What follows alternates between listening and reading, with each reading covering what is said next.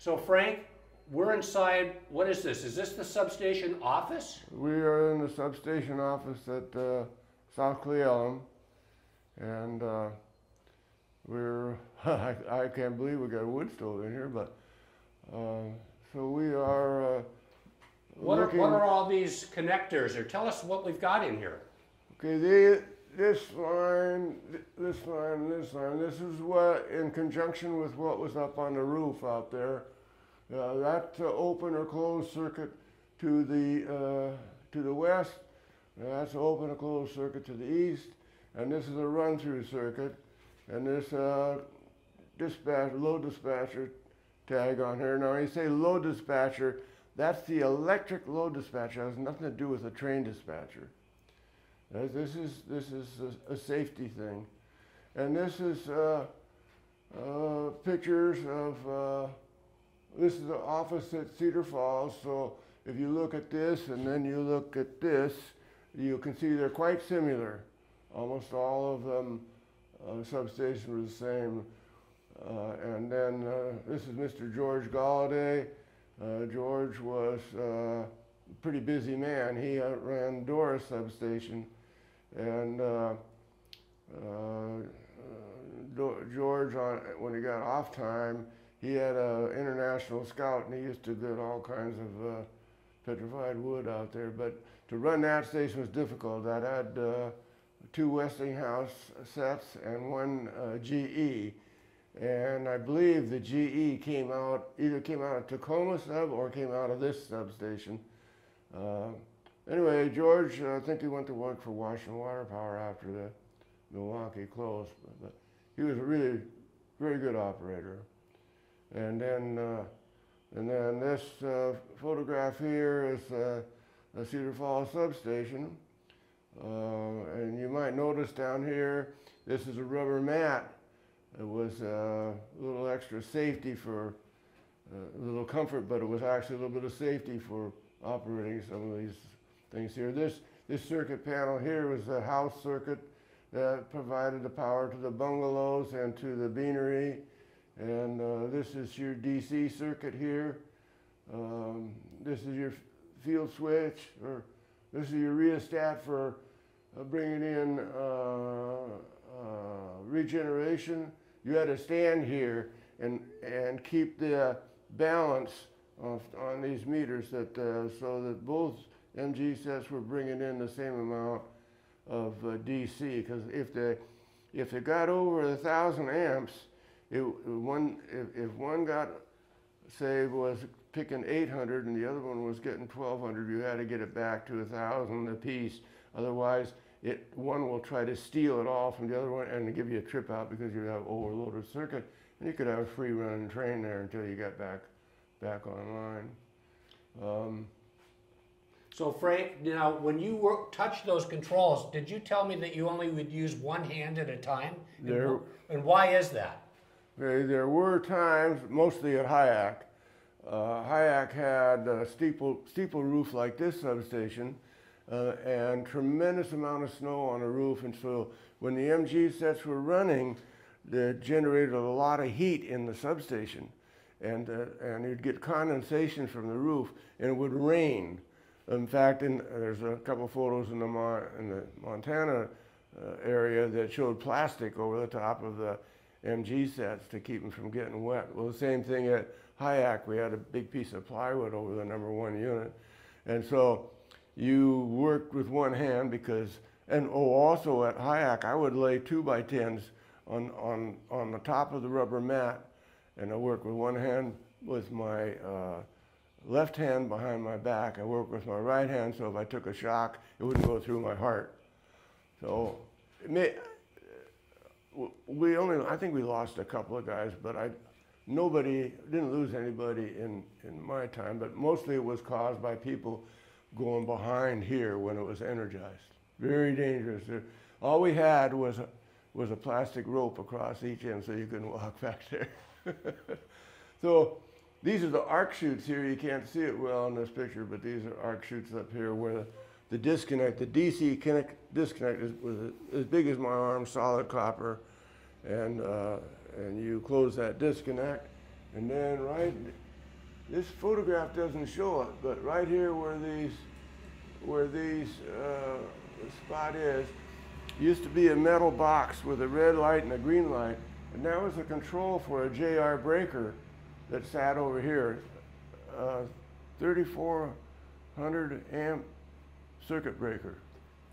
And if you had multiple trip outs, like maybe 2 or 3 trip outs, it would overheat this little coil thing in here, and you had to close that circuit breaker by hand. So so how do you do that? How do you do that? Yeah. So that circuit breaker stood about this height, and then it was that much taller with an arc chute. Okay. So you got down on your hands and knees, and you put a baseball bat down in the end down there, and you try to set that breaker. And if you don't think that made your hair rattle. So I took one of those apart, and I could find out why that spring was about that big. Was like a spring on a boxcar, only it was made out of copper and gold. Oh, and gold. Oh, it had a lot of gold in it. It was worth a fortune. Wow. Yeah. And so when I took them out, they all went into a boxcar where we had special agents keeping an eye on them at Cedar Falls. So I don't know what else you need, though. That's good. It was brilliant. It was just brilliant. There is something else. Over here is where the phone circuit, communication. Okay, tell us more. Yeah, communications used to be here. And you okay to walk? Yeah. And so right down here, I'm going long, short, long. Hey, George, what are you doing? I'm calling George Galladay. Oh, over at Doris. Yeah. Yeah. Mostly I'm talking to Hayek. Oh. So Bill Bibby was at Hayek.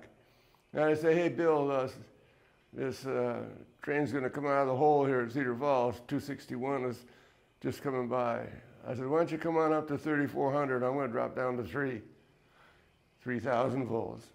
Okay, and you guys would balance back and forth between the stations, the substations. So that when the train pulled out, he couldn't pull out real fast out of the siding at Cedar Falls because he'd straighten out the switch.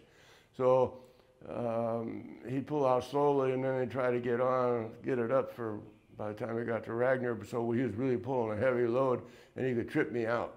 Okay. And so when the signal turned yellow, from red to yellow, well, then I knew that he was getting close to Ragnar, and also I could tell by that he needed more power. So then I'd go up to 3,200, and then when I figured he was, once again, I watched my voltmeter or what he was drawing, and then I'd go up to 3,400, and by the time I got to Rockdale, well, then Bill Bibby, he'd be dropping down to 3,200 or 3. Okay. And once he got in the tunnel, Bill could handle him easily. But I always stayed on until he was past Bill.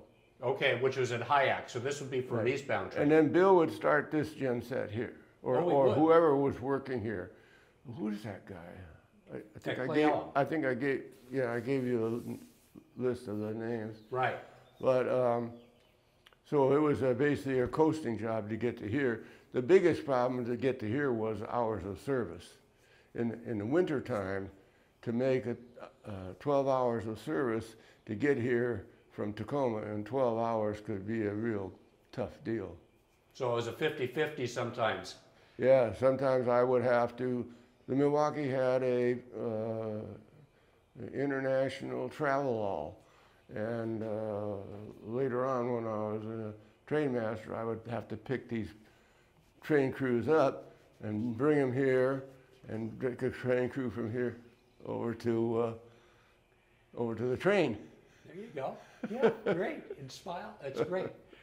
So, wonderful. Perfect. Great stuff. You just did awesome on that shot, Frank. It was just, you explained so many things. You were just on a roll. It went beautifully. Well, if I can help. Oh, one other thing. I noticed there that's a concrete floor. We did not have concrete floor. We had wooden platform. All the desk and everything sat on a wooden platform. Why?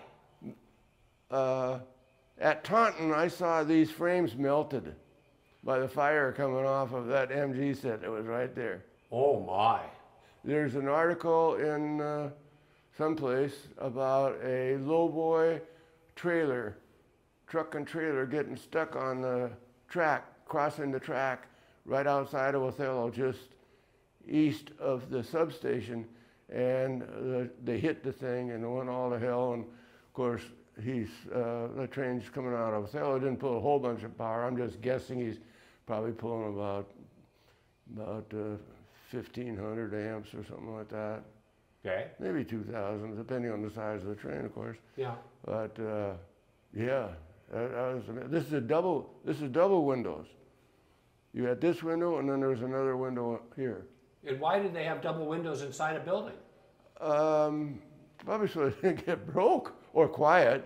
Oh. Yeah, probably mostly for noise. Because the MGs are pretty noisy. Yeah. Oh. I mean, I almost always ran with the doors closed. That's probably why I have trouble hearing. But so at Cedar Falls now, we had a remote control system over here for running Renton. Okay. And I ran a Renton substation from Cedar Falls for both starting engines or electrical work at Tacoma Roundhouse, or as backup. You know, in those years, we only had like the E39 or maybe the E50. So it was very, very seldom that we had two trains running at the same time compared to what they used to have. So anyway, that was a pretty good arrangement there. For heat in here, like when the one time when we had a major power failure, we had a silver thaw on the mountains from Cedar Falls all the way up to Hyack. We had wires down everywhere, 115,000 volt circuit down. And so I had Puget Power crews here. I had another outside electrical crew. We had the Milwaukee line crew that was stationed on the west side, and we had the Milwaukee line crew that was stationed here at Elum that was up at Hyack.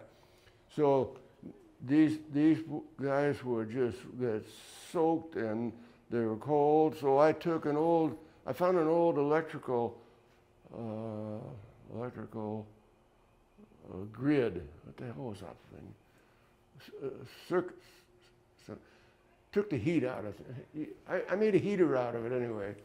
And I just put it down here. And then I dried all their clothes in here. I'd have all their coveralls and stuff hanging in here to dry their clothes for the next morning. It was really kind of comical, but